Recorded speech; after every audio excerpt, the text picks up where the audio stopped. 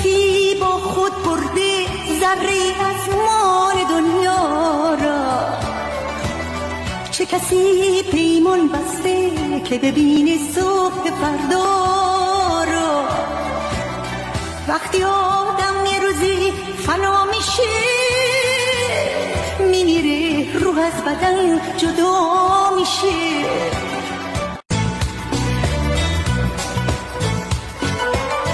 چه کسی با خود برده ذره از مال دنیا را، چه کسی پیمان بسته که ببینه صبح فردا را. وقتی آدم یه روزی فنا میشه میمیره، روح از بدن جدا میشه.